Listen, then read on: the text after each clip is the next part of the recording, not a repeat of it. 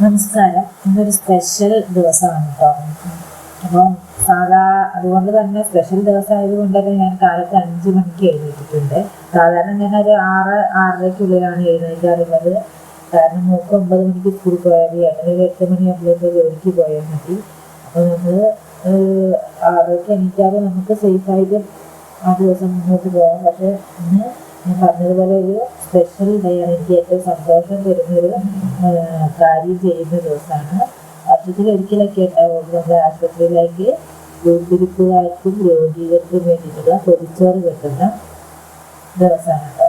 അപ്പോൾ ഞാൻ ആസ്വദിച്ച് ചെയ്യുന്നൊരു ദിവസമാണ്. അധികം വിഭവങ്ങളൊന്നുമില്ല, എന്നാലും ഞാൻ ആസ്വദിച്ച് ചെയ്യുന്നൊരു 2 വർഷം ഞാൻ ചെയ്തിട്ടില്ലായിരുന്നു. ചെറിയ മോള് കൈക്കുഞ്ഞായ സമയത്ത് എനിക്ക് ചെയ്യാൻ പറ്റില്ല. വീട്ടിൽ വേറെ ആരില്ല, ഞങ്ങൾ 4 പേരേ ഉള്ളൂ. അപ്പോൾ ഈ കഴിഞ്ഞ തവണയും ഈ തവണയും അത് ഭക്ഷണം ഞാൻ കൊടുത്തിട്ടുണ്ട്.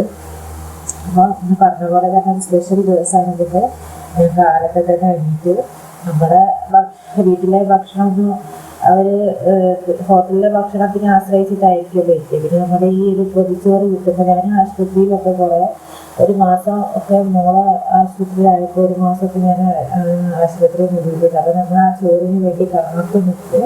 നമ്മുടെ വീട്ടിലെ ഭക്ഷണത്തിൻ്റെ രുചിയൊക്കെ കിട്ടണമെങ്കിൽ ഇങ്ങനെ നമ്മുടെ പൊതിച്ചോറിനെ ആശ്രയിച്ച് നിൽക്കുന്ന കുറേ പേര് അവിടെ ഉണ്ടാവും കേട്ടോ. അപ്പോൾ നമ്മളിതാ തയ്യാറാക്കിയ പൊതിച്ചോറിലെ പ്രധാന താരങ്ങൾ നല്ല ചൂട് ചോറിനപ്പോൾ നാടൻ രീതിയിൽ തയ്യാറാക്കിയ ക്യാരറ്റ് ഉപ്പേരിയുണ്ട്, മുരിഞ്ഞ പപ്പടമുണ്ട്, പിന്നെ പൊതിയോറ് കോഴിമുട്ട പൊരിച്ചതുണ്ട്, കൂടാതെ നല്ല മുരിഞ്ഞ നെത്തോലി ഫ്രൈ.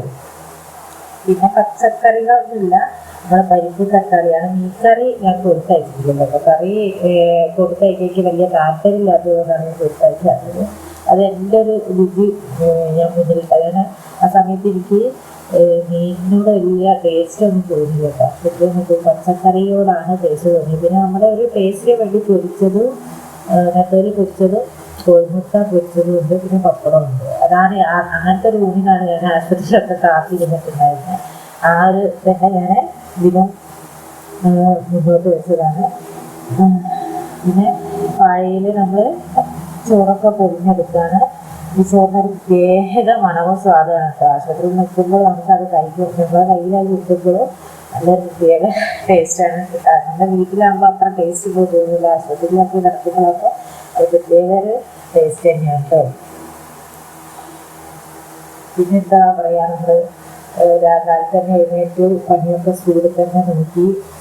നമ്മുടെ പറഞ്ഞ മാതിരി എത്ര വലിയ ഹോട്ടലിൽ ഭക്ഷണം കഴിച്ചാൽ ടേസ്റ്റ് നമ്മൾ ആശുപത്രിയിൽ നിന്നിട്ട് ഈ പൊതിച്ചോറിന് വേണ്ടി കാത്തു നിന്നിട്ട് എത്തുന്ന ഒരു ടേസ്റ്റ് എത്രയോ വ്യത്യാസമാണ്. നമ്മുടെ ഈ പൊതിച്ചോറ് ഏറ്റവും മുന്നിൽ തന്നെ നിൽക്കും ആ ടേസ്റ്റിൻ്റെ കാര്യത്തിൽ.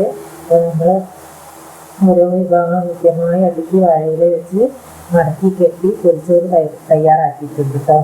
അപ്പോൾ അത്രയൊക്കെയുള്ളൂ. നിങ്ങളുടെ അഭിപ്രായങ്ങളും നിർദ്ദേശങ്ങളും ഒക്കെ നമ്മൾ രേഖപ്പെടുത്തണം. പിന്നെന്താ, ഇനി വരുന്ന ദിവസങ്ങളിൽ ഏതുതരം വീഡിയോ വേണമെന്ന് താഴെ കമൻറ്റ് ചെയ്യണം കേട്ടോ. അപ്പോൾ സപ്പോർട്ട് ചെയ്യുന്ന എല്ലാവർക്കും ഒരുപാട് നന്ദിയുണ്ട്. അടുത്ത വീഡിയോ കാണാം കേട്ടോ.